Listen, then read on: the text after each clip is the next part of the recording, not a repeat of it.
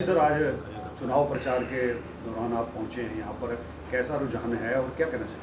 हम तो पिछले 6 महीने से लोकसभा चुनाव की तैयारियों को लेकर के फील्ड में लगे हुए हैं।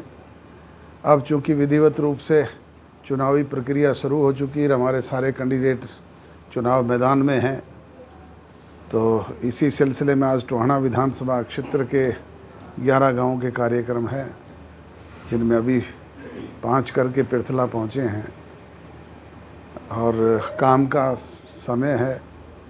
लोग कोई बिजाई में लगे हुए हैं, कोई कढ़ाई में लगे हुए हैं, कोई तूड़ी समेटने में लगे हुए हैं। उसके बावजूद भी अच्छा रिस्पांस मिल रहा है। तो सर, कहीं ना कहीं जब सत्ता में थे तो लोग काफ़ी जुड़े हुए थे आपके साथ, उसके बाद जो है एक एक करके सभी छोड़ के दूसरी पार्टियों में चले गए, कैसे देखते हैं सर आप इसको? ऐसा है, ये एक चुनावी प्रक्रिया है, सिर्फ हमारे राजनीतिक दल में नहीं, आप किसी भी राजनीतिक दल की पृष्ठभूमि में झांक करके देखें। कांग्रेस से लोग छोड़ करके भाजपा में जा रहे हैं, भाजपा के लोग छोड़ करके कोई आम आदमी पार्टी में जा रहा है, कोई कांग्रेस में जा रहा है, कोई हमारे पास आ रहा है।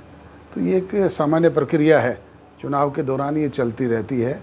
और जो लोग वक्त नसीन होते हैं वो इस तरह के मौक़ों की तलाश में रहते हैं। हमारे प्रदेश अध्यक्ष जी भी इसी चक्कर में छोड़ कर के भागे थे। उनको उम्मीद थी कि टोहाना विधानसभा क्षेत्र जो है वो कांग्रेस की तरफ से खाली हो गया तो शायद 13 नंबर लग जाए, परंतु अगले ही दिन कांग्रेस के जो पुराने प्रत्याशी थे उन्होंने एक स्टेटमेंट दी कि मैं तो पैदा ही कांग्रेस में हुआ हूँ और मरूंगा भी कांग्रेस में ही। उसके बाद मैं आज अभी रास्ते में साथियों से बात करता आ रहा था, मैंने कहा कि प्रोफेसर संपत सिंह जब हमारे यहाँ से छोड़ के गए तो चौधरी ओम प्रकाश चौटाला जी के साथ बैठते थे और हम उनके लिए सीट खाली करते थे। और 4 दिन के बाद भूपेंद्र हुड्डा जी के साथ वो हिसार में ज्वाइन करने के बाद आए तो तीसरी रो में बैठे थे, और तीसरी रो में भी ये जो अत्ता है ना, इस सीट पे बैठे थे। और आज हमारे वो पुराने प्रधान जी भी इसी सीट पे बैठे तो ये स्थिति ऐसे लोगों की होती है। आज देवेंद्र बबली का कोई नाम लेवा भी नहीं है, आप ही बता दो।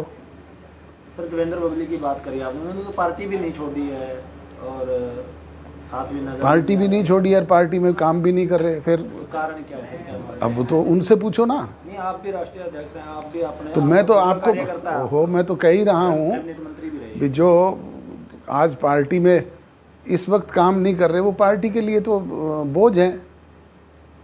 आज तो समय है कि ऐसे समय में पार्टी के लिए काम करें।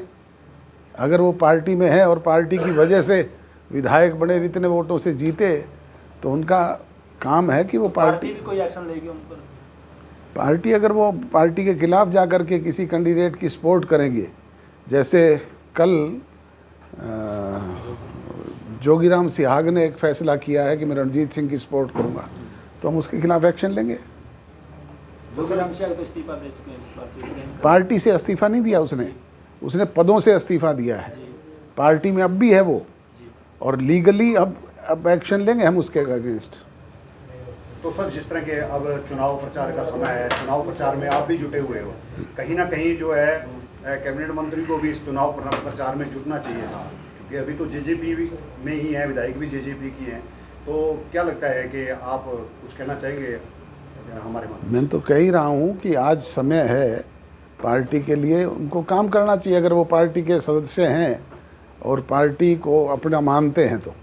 सर, किसानों का भी काफ़ी जो विरोध है वो देखने को मिल रहा है। डीवीजे की बात करें, दुष्यंत, मैं पिछले 15 दिन से निरंतर चुनाव प्रचार में, चुनाव घोषित होने के बाद और कैंडिडेट घोषित होने के बाद फील्ड में हूँ। मुझे तो कहीं कोई विरोध का सामना करना नहीं पड़ा। और सब अपील करना चाहिए सर आप? किसानों से हमने तो सदैव किसान के हित की लड़ाई लड़ी है, और किसान आंदोलन भी जब चल रहा था तब भी निरंतर हम इस बात के पक्षधर थे कि केंद्र की सरकार किसानों के साथ समझौता करे, बातचीत के जरिए इस मसले को हल करे, एमएसपी प्राइस पे एक एक फसल बिके। और ये हमने कहा था, पहले दिन अनाउंस किया था बाकायदा, कि अगर एमएसपी पे कोई आंच आई तो हम सबसे पहले इस गठजोड़ को छोड़ने वाले लोग होंगे। भाजपा सर, के किसानों 400 की पार के तरफ ना से है ना बार बार एक ही बात, एक बयान आपका उठाया जा रहा है कि आपने किसान आंदोलन को एक बीमारी शब्द का यूज किया था, उसको बार बार उठाया जा रहा है। उसकी प्रधानमंत्री के बयान को भी तोड़ मरोड़ के आपका ये मीडिया जो है वो दूसरी तरीके से प्रस्तुत करता है। होम मिनिस्टर के बयान को भी तोड़ मरोड़ के एडिट करके किस तरीके से क्या बात थी, क्या छाप दी जाती है और क्या दिखाई जाती है।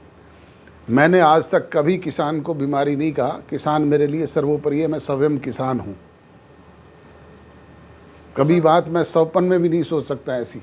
तो सर बीजेपी के 400 पार के नारे को किस तरह देखते हैं? 75 पार जितनी हुई थी उतनी 400 पार हो जाएगी। तो भविष्य में अगर जेजेपी की सरकार बनती है या प्रदेश में बनती है तो किस तरह की कोई आपकी घोषणा या योजना कोई है किसान के प्रति? भविष्य के गर्भ में क्या छिपा है इसकी घोषणा ना मैं अब कर सकता ना ही बाद में कर सकता। ये तो टाइम पे निर्भर करता है कि क्या हालात बनते हैं, प्रदेश के लोग क्या फैसला लेते हैं। कोई मैनिफेस्टो भी लॉन्च किया गया सर आपकी तरफ से? अब भी जारी करेंगे, सबसे पहले आपको देंगे। जैसे भारतीय जनता पार्टी का विरोध हो रहा है सर किसानों द्वारा, आप भी कहीं ना कहीं उनके साथ थे, तो अब की बार उस विरोध को देखते हुए जैसे चुनाव आयोग ने अब की बार घोषणा की है कि अगर 100% कुछ वोटिंग कम होती है पार्टी को तो उसमें है ना पार्टी का जो चिन्ह है वो भी वापस लिया जा सकता है। कैसे देखते हैं? वो तो पहले से कायदे हैं भैया। जिस पार्टी को 6% वोट नहीं मिलेंगे उसका चुनाव चिन्ह जो है वो फ्रीज होता है। तो आज का शाम तक का क्या प्रोग्राम है सर आपका? क्या अपील निरंतर 11 कार्यक्रम है।